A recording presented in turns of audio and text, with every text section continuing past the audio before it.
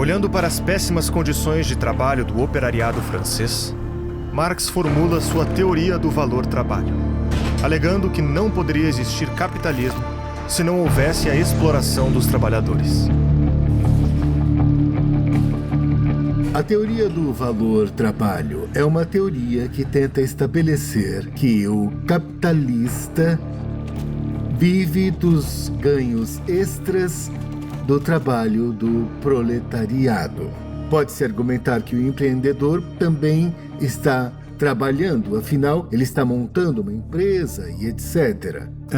Mas o que Marx dizia é que sim, se o empreendedor está trabalhando, então ele merece um salário.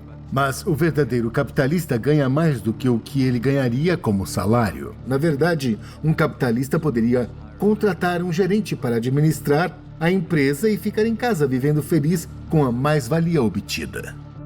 Seu inimigo fundamental, na verdade, se seguirmos o desenvolvimento dele desde muito cedo na vida, quando ele realmente não tinha ainda muita experiência, era a divisão do trabalho. Ele era fundamentalmente um homem que pensava que a divisão do trabalho afastou o homem dos produtos do seu próprio trabalho. Eu colocaria desta forma: a teoria econômica de Marx é uma teoria de exploração. E a palavra exploração não é simplesmente um termo econômico, é um termo moral. Significa que algumas pessoas recebem benefícios de outras, benefícios que elas não necessariamente alcançam ou merecem. A teoria de Marx é que os trabalhadores não detêm os meios de produção. Eles possuem apenas sua própria força de trabalho e são forçadas no capitalismo a vender essa força de trabalho para um capitalista que detém os meios de produção. Uma das coisas mais fascinantes sobre a análise do capitalismo de Marx é que o capitalismo é um sistema dinâmico. Ele muda constantemente, o que faz de alguns mais pobres, outros mais ricos, destrói alguns e impulsiona outros. Marx, de fato, utiliza esse modelo para descrever a sociedade. Negação através do oposto e contraditório. Burguesia e proletariado. Para uma classe prosperar, a outra tem que desaparecer. Como os opostos na dualidade hegeliana.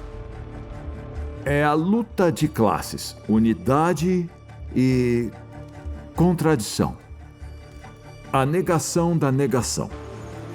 Para Marx, essa é realmente uma relação de exploração. Para Marx, o objetivo do socialismo ou do comunismo eventualmente seria que o trabalhador recebesse sua produção completa.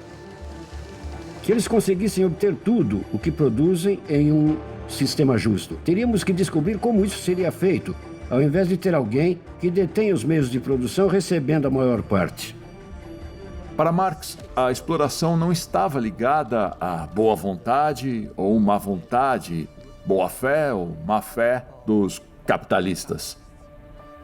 Alguns deles podem ser indivíduos com compaixão que doam para todos os tipos de filantropias, mas sim um elemento estrutural na maneira como a economia capitalista funciona. É um elemento sistematicamente impregnado, enraizado na economia capitalista. É um sistema de mercado em que a produção é feita não por causa do que as pessoas precisam, mas por causa do que se pode vender e do que são capazes de comprar. Então, o capitalismo é o que Marx chama de um sistema de produção de mercadorias. Ele produz o que é bom para a venda, para a troca, como Marx diz, não exatamente para a necessidade humana. E o socialismo, presumivelmente, seria o oposto. Seria uma sociedade em que iríamos produzir em nome do que definiríamos democraticamente como o bem comum, o que as pessoas realmente precisam. E ele era, na verdade, reacionário. Ele pensou que o homem poderia viver praticamente na autarquia se abolisse a divisão do trabalho. Bom, essa é uma ideia muito tola, mas apesar disso foi a partir daí que ele começou.